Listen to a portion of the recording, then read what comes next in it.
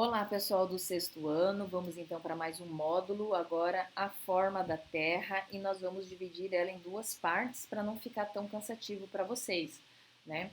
Inicialmente a gente começou com esta imagem aqui, ó, e aí vem a seguinte situação: é possível ter uma noção, né, da vastidão do planeta Terra por meio da observação do horizonte, né, marítimo, ou seja, deste horizonte aqui, ó, quando a gente fala assim, eu estou olhando no horizonte, né?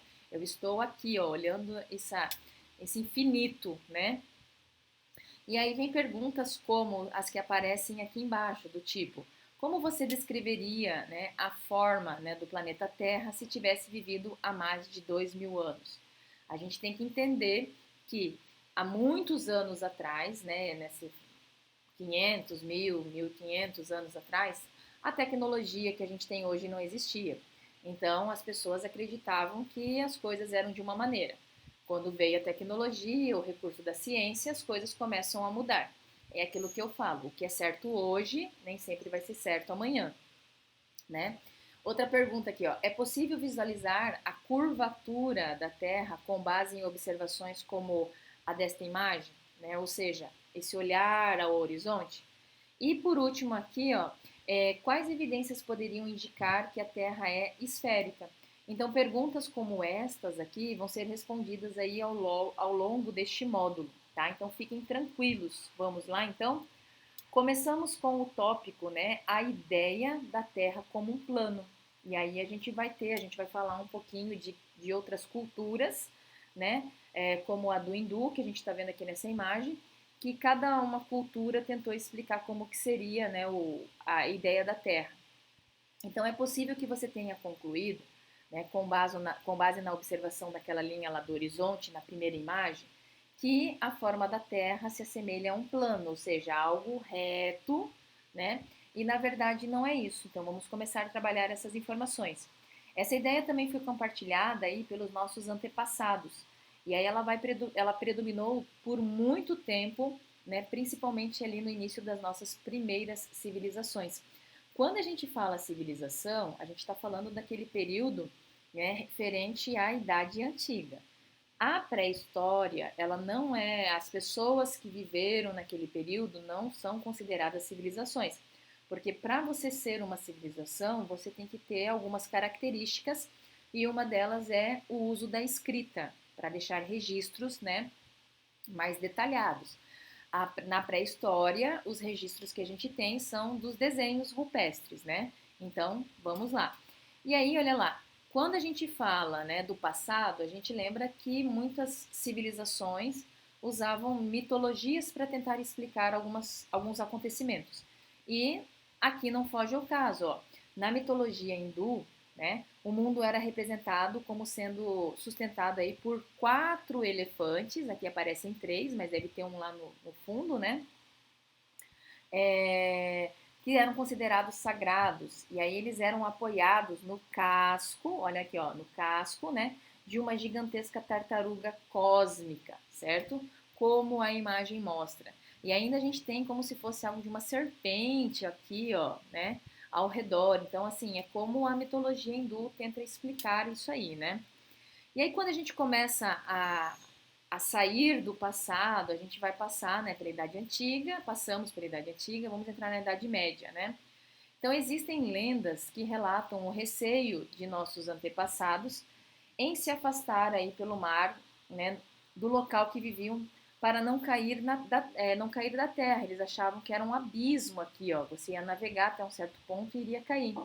Por quê? Porque para eles, né, um observador situado, né, em qualquer ponto do planeta teria sempre a mesma sensação.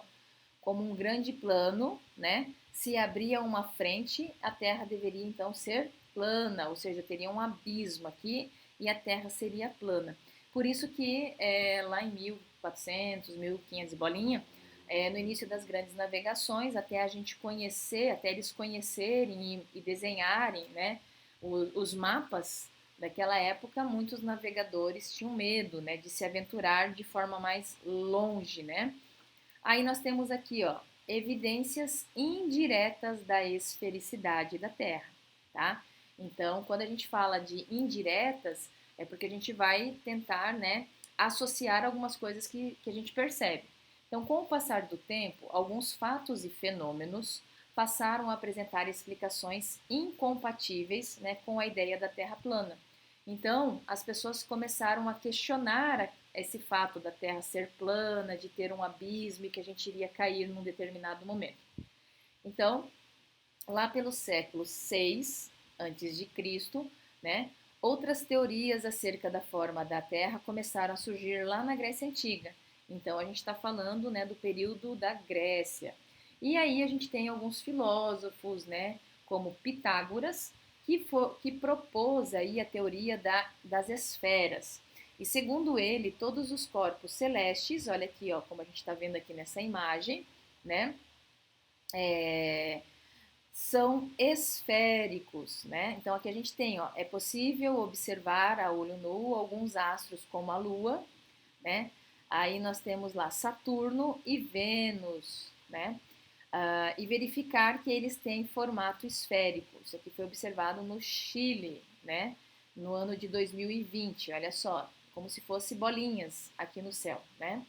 Pouco tempo depois de Pitágoras, a gente teve, né, também lá na Grécia, Platão, né, que seguindo de seus discípulos, né, de seu discípulo, que foi Aristóteles, apresentou alguns argumentos com base em observações astronômicas, que reforçaram então a ideia de que a Terra ela é esférica. E aí, por isso, nós vamos conhecer aí algumas dessas observações e dessas evidências que indicam essa esfericidade.